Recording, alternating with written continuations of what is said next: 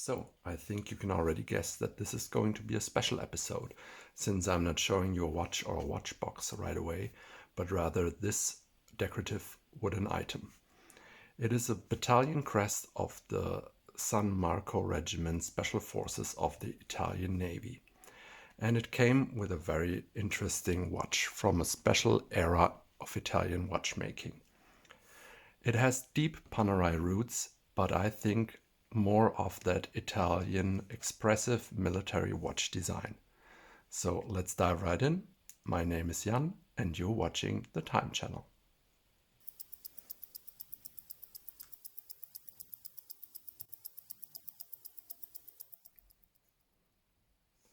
So Anonimo Firenze was founded in 1997, exactly at the same time or year that Panerai decided to leave Italy for their new home in Neuchâtel, Switzerland. Some of the brilliant minds at Panerai actually wanted to stay and continue the legacy of Italian watchmaking right there in Florence. And among those people was now famed Dino Zei, who partnered up with Federico Masacesi. And together they founded Anonimo Firenze.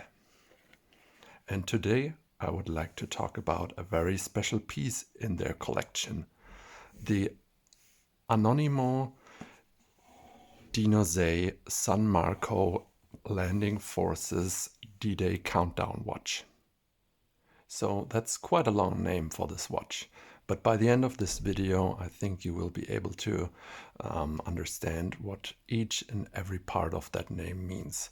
And I also have to add that it is actually Colonel Dino Zei that we're talking about. So that already gives you an idea how the Dino Zei watches, which have their own line within the Anonimo brand, have the strongest and deepest connection with military forces or the Italian Navy in this example. So you're already getting a hint at the watch here, but looking at a picture is not the same as looking at the watch directly. This is actually the manual of the watch, since it's, as you can already guess from the look at the dial, quite heavily complicated. And additionally, of course, we have the guarantee leaflet here. But let's look inside. It's a very nice wooden box, I think, even though I scratched it, unfortunately. But let's have a look at this watch. I think it looks basically like a submarine instrument straight away. It has a heavy look, and you will see on the wrist shots it is not something for the thinnest of arms, but I think it is just stunningly beautiful. But let's take it out of the box and have a look at it straight away. So the case is actually 46.5 millimeters in diameter without the different crowns, of course, and it is a whopping 15.5 millimeters in height.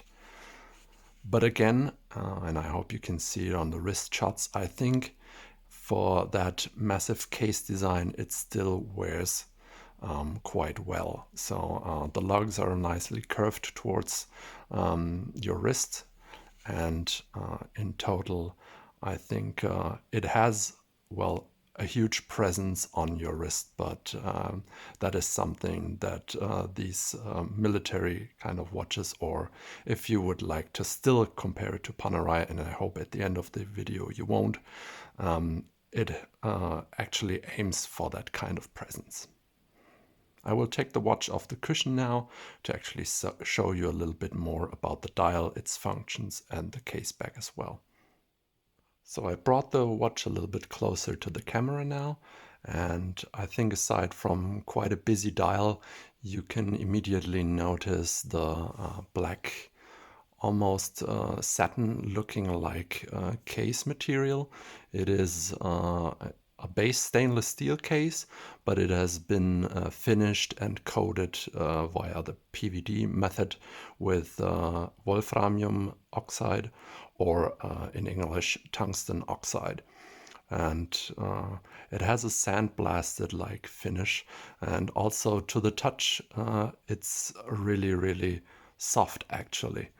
But it is a very durable coating, and although you can see some scratches on it already from my wear, it is very, very durable.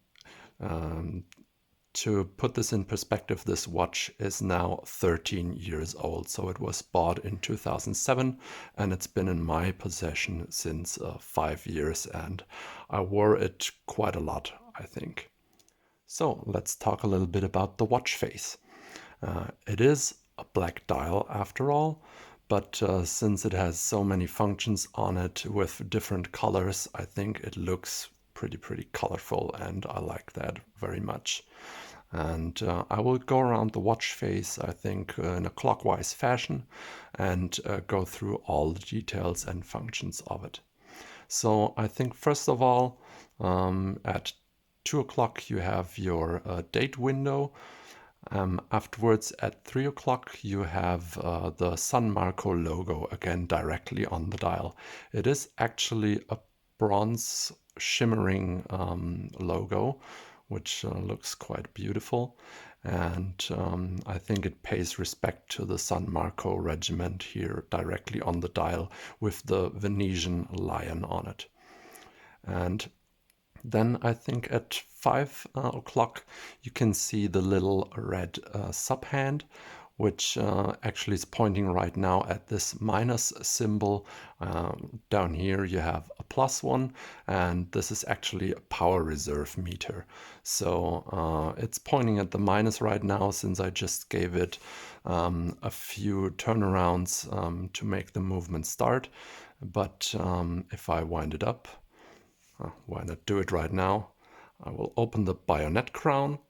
That actually has a very interesting movement. You have to push it down, turn it around counterclockwise to make it pop out. And then in the first crown position, so it works like a normal main crown, you have your winding up of the movement. So I will give it some turns so that you can see that actually the reserve meter down here, so the red arrow hand, starts moving towards the plus now. So we give it a little bit more juice here. And then to lock the crown again, you can actually push it down and turn it clockwise to make it into a secure fit position again. Now at, I think, in between 7 and 9 p.m. you have a whole different subdial, and you can actually see that it is raised against the main dial. And that is a very unique function of a watch. It is actually here a window again, much like the date window, but this one is actually a countdown option. So it has a 6-day countdown plus the D-Day, so the final day you actually want to count down to. And what you do is, if you know, for example, that you have an anniversary coming up in 6 days, you can pull out the crown to the second position, which lets you set your time. And I will do this quickly. I will do a full change of day here, go around it again. And there you have it. When the date changes, normally your D-Day counter does so as well. And right now it's set for a 6-day countdown. And we can just start the movement again, and each day it will count down towards D-Day. So it's actually a nice way to, well, in a modern day and age, to set a specific date or a reminder here. And you can also see when I set the timing that the seconds hand does stop when I pull out the crown. This is called the hacking function or option of a watch. And the seconds hand stops, so you can synchronize your watch more easily to someone else's time exactly on the second. So I will push the crown in again, and you see the movement and second hand go again. So going even further around the dial, we have in between 10 and 12 o'clock another subdial that is actually a 24-hour scale.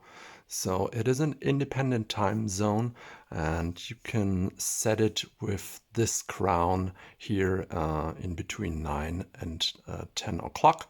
It is another type of crown than the other two.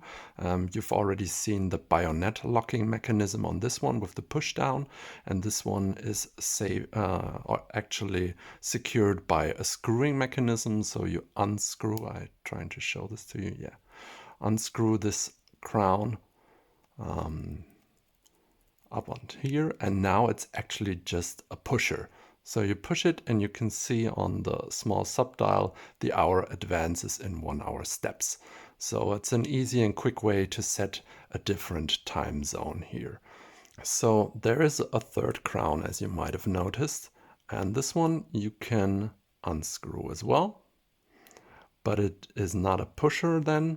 If it's unscrewed completely, you can rotate with it the inner bezel of the watch. And what this actually provides is, well, sort of a third time scale, but its main use is for you, again, as the same as the day counter or the D-Day counter for setting an alarm or a reminder for a specific day. With this one, I would use it to actually set a specific hour for you as a reminder as well. I think for quite a busy watch face and a lot of function, it is still easily legible. And that is partly because of the white, partially skeletonized hands that have a nice amount of lume on them as well. And they're still easily legible, even though a lot is going on the dial. Aside from the hands, of course, the numerals and the hour markers are lumed as well, as the bright yellow color of those actually indicates. But if we talk about the watch face or the front side of this watch, we definitely have to talk about these very prominent 5 Torx screws that are lined up around the case. And they are actually there for a reason, because this is a monoblock case, which means it is not stamped out in, well, 3 parts or something like that, as other cases are, but it's actually cut out from one solid piece of stainless steel. And in order to get to your watch movement, you cannot unscrew some part on the caseback, because it is, again, a solid block there, but you have to unscrew these Torx screws, remove the front bezel, remove the dial, and then you can only enter or access your movement. So this is, I think, a very unique feature of this watch as well, which makes it, well, probably a pain for the watchmaker to service this one. But design-wise, it is just, I think, one more item that makes this watch very, very special. So let's have a look at the caseback. A little side shot here and a mention of the signed or logo crown.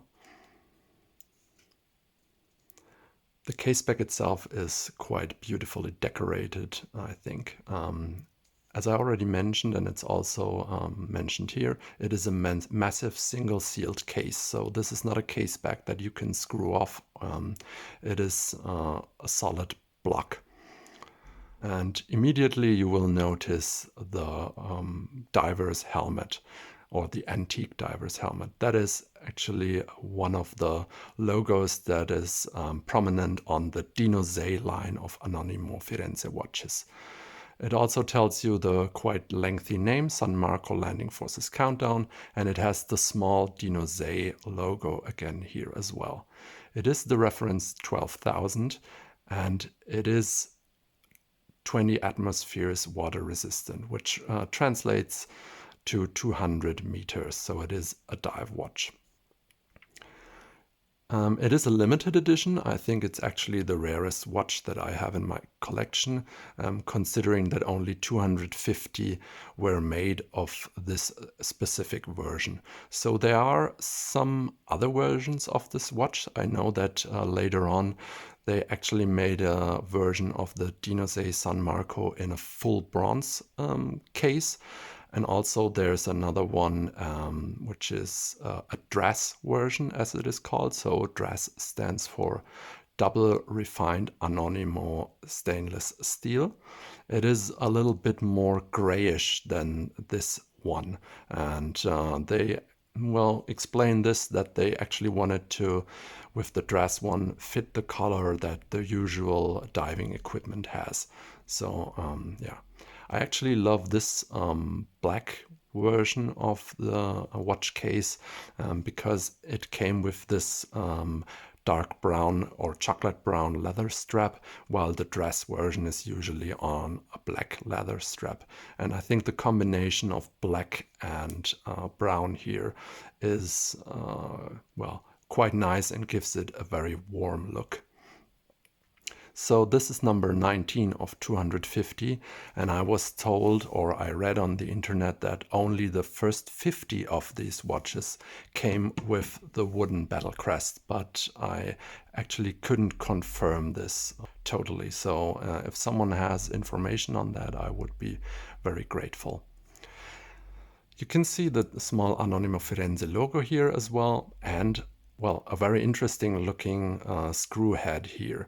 And this screw head actually lets you, or enables you, to release the movement. So if you're really trying to get access to the movement, you remove the front bezel, and as a last step to get out the movement, you have to unlock the movement here with this screw.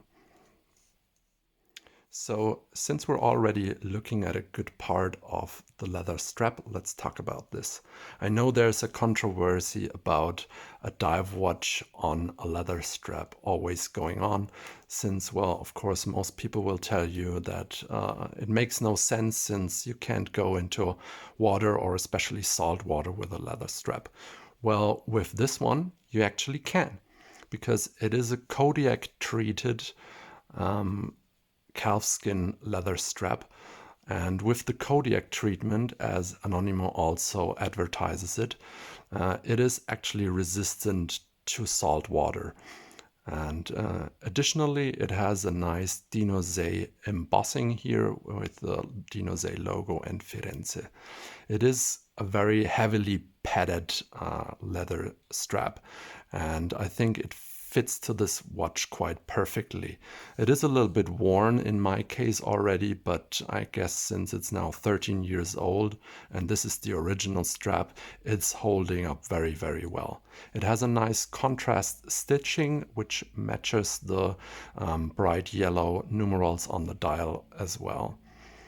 And it is very thick, but I think a thinner leather strap wouldn't match to the quite impressive case here. So this is actually, in my opinion, just the perfect leather strap for a diver. It has a nice and also signed clasp here with the Dino Zei logo, and again the small engraved diver's helmet here. So this one contains a high quality Soprod 9055 movement, which is based on an ETA 2892-A2. But I think, as you can already guess from all the functions that I've shown you, it is a heavily modified movement. So there are a lot of modules on top of it to account for example, the D-Day countdown function. It is a 28,800 beats per hour movement. It is actually sitting on 30 joules. So the base caliber sits on 22 joules, but considering the additional modules, it is in total a 30 joule movement. And it has an Inca block shock absorbing system and a 41-hour power reserve. So the balance wheel is actually a Glucidur one, which is a specific alloy of iron, beryllium, and copper. This makes it very durable and actually makes it harder than usual balance material and non-magnetizable, as well as it has a low coefficient for thermal expansion. These are all things that make it very reliable in its oscillation and therefore more precise. So the Subrod 9055 was actually set up for a COSC certification, so the official chronometer certification, but yeah, as far as I know, it did not finally get this specific or official label. Considering the price, it is a little bit difficult because, as I told you, there are different versions of this watch and the prices are differing a lot online. Currently, I couldn't find this specific version, so the one with the tungsten oxide coating and this specific generation from 2007. But some of these pop up, or the last ones that I saw pop up were roughly between 5,000 and 6,000 euros. So again, I think a very interesting watch history. This time it was an Italian one. When Panerai left Italy, they also left a small piece of their soul behind, which ultimately became Anonimo Firenze. And now I would love to tell you that Anonimo Firenze is still going strong today, but unfortunately in 2013 they were sold again, became Anonimo SA and moved their head office out of Firenze to Le Locle, Switzerland.